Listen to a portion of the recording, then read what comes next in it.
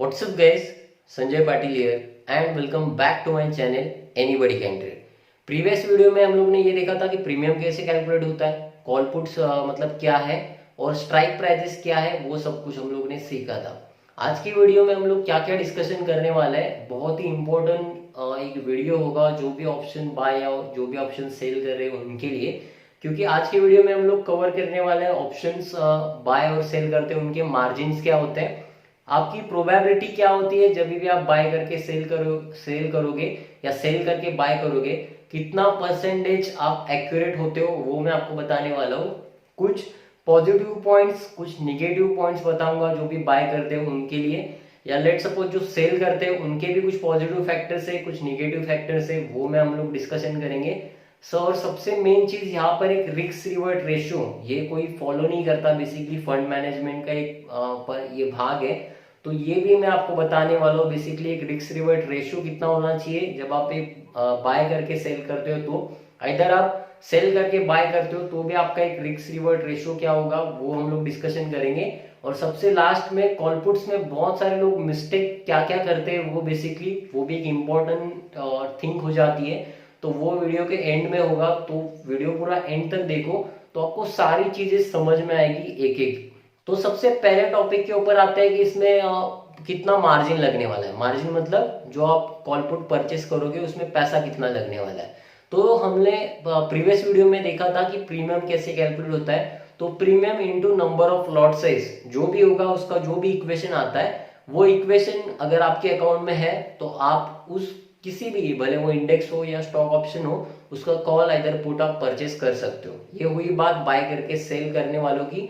जो लोग सेल करके बाय करते हैं अभी उनको मार्जिन कितना लगता है, उनको उनका फ्यूचर का वैल्यूज, फ्यूचर का जो मार्जिन है वो देना पड़ता है। फ्यूचर का मार्जिन मतलब स्पॉट प्राइस जो होती है, मतलब future price into number of lot size, जो भी इक्वेशन आता है उनका उनको वो पूरा का पूरा अमाउंट देना पड़ता है। अब इसमें बहुत सारे ब्रोकर्स है जो आपको लिवरेज दे देते हैं, मतलब कोई कोई ब्रोकर आपको 1 लाख में देगा, कोई आपको 50,000 में भी दे सकता है ऑप्शन, कोई शॉर्ट सेल करने के लिए, फ्यूचर हो या कॉल हो, कोई 20,000, कोई 10,000, तो कोई इससे भी कम। तो डिपेंड करता है कि आपका अकाउंट कौन से ब्रोकर में है।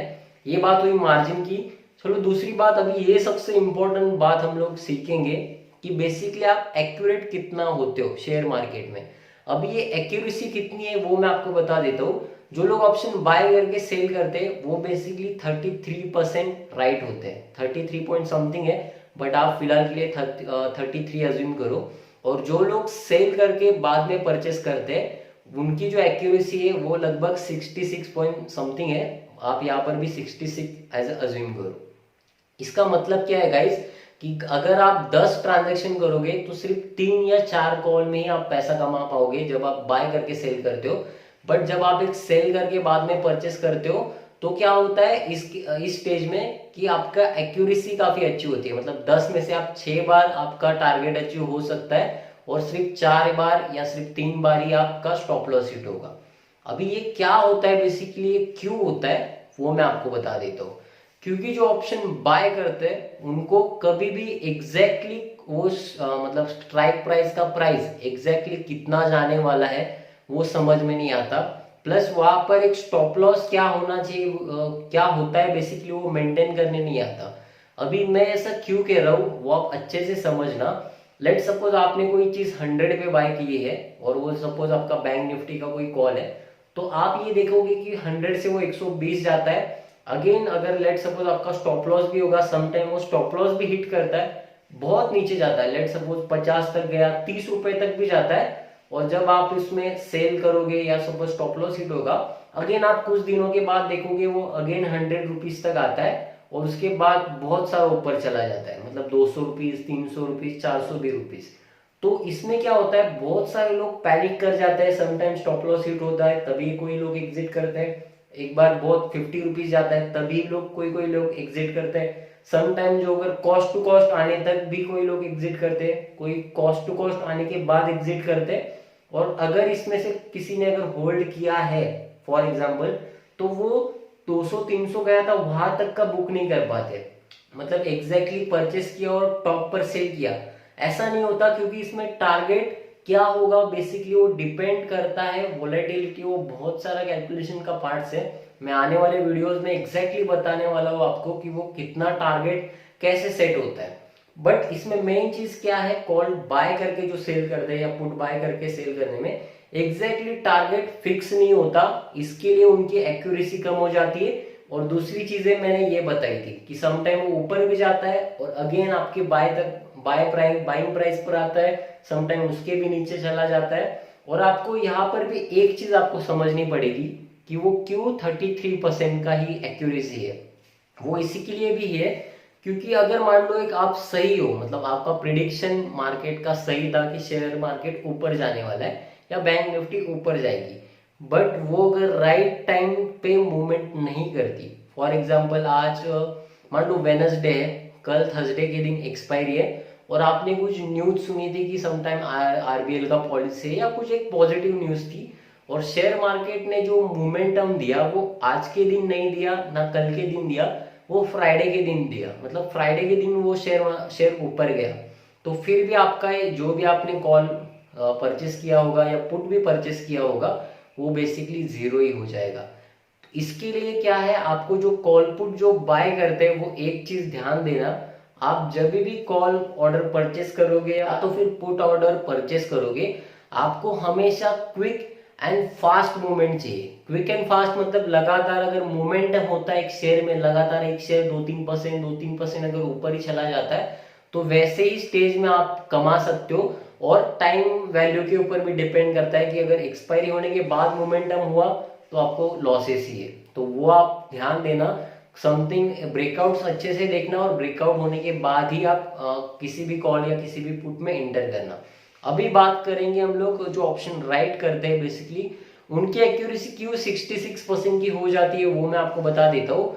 मार्केट अगर पहले वाले केस में मार्केट आपके साथ सिर्फ फेवर में था तो ही आपका पैसा बन पाता था, बट यहाँ पर क्या है जो ऑप्शन राइट करते हैं, अगर मान लो यहाँ पर वो लोग मार्केट साथ है उनके, मतलब कोई ऑप्शन सेल किया है तो भी उनको पैसा मिलेगा। मान लो कुछ साइडवेज रहा, जैसे एग्जांपल के तौर पे मान लो, जैसे सेम एग्जांपल लेता हूँ, फ्राइडे के दिन एक्सपायरी थी और मार्केट जो मोमेंटम करना था वो नहीं हुआ और कुछ साइडवेज ही रहा और फ्राइडे के दिन मूवमेंट हुआ एग्जांपल के तौर पे, तो जो भी लोग शॉर्ट सेल किए होंगे उनको मार्केट उनके फेवर में था तब तो पैसा मिला ही था, बट फेवर में नहीं था तब वो मार्केट साइडवेज रहा।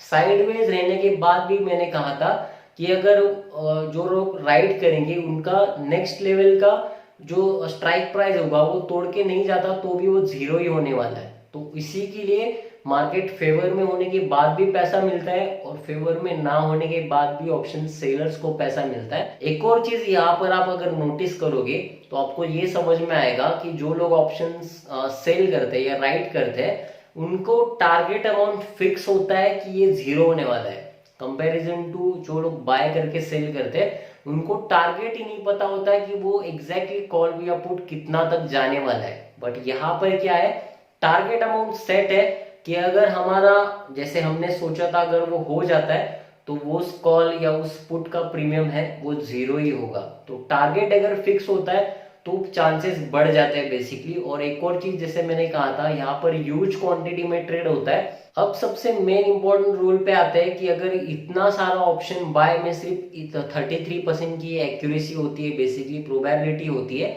तो हमारा रिस्क रिवर्ट रेशियो कितना होना चाहिए, ये सबसे मेन चीज होती है। अगर लेट सपोज आप कोई भी एक ऑप्शन बाय कर रहे हो, उसका करंट मार्केट प्राइस मान लो प्रीमियम जो है वो 100 का है और आपने स्टॉप लॉस जो सोचा है वो बेसिकली 30 रुपीज नीचे सोचा है, तो ये जो रिस्क रिवर्ट रेशियो होगा वो 1:4 का होना चाहिए। मतलब अगर 30 रुपए डाउन का है तो इसके कंपैरिजन में 4 गुना बड़ा प्रॉफिट आपको बुक करना पड़ेगा। मतलब 120 पॉइंट्स का आप टारगेट बुक करोगे, मतलब 100 प्लस 120 मतलब 220 के ऊपर ही अगर आप उसका मतलब टारगेट बुक करते हो तो जाके 10 में से आपकी 3 कॉल जो मैंने कहा था वो जो आपका टारगेट अचीव करेंगे। तो ये बेसिकली जो 6 या 7 कॉल्स में आपको जो लॉसेस हुआ है वो बेयर होके आप कुछ अच्छा खासा प्रॉफिट कमा सकते हो। तो ये आपको ध्यान में रखना ही है गाइस कि अगर लेट सपोज मैं 30 रुपए का स्टॉप लॉस रख रहा हूँ तो मेरा at least risk to reward ratio होना चाहिए 30 रुपीज के कंपेरिजन में 4 टाइम्स, मतलब वो 120 पॉइंट, ये ध्यान देना। दूसरी बात, अगर मैं ऑप्शन सेलिंग की बात करूं तो यहाँ पर डायरेक्टली 66% की प्रोबेबिलिटी है।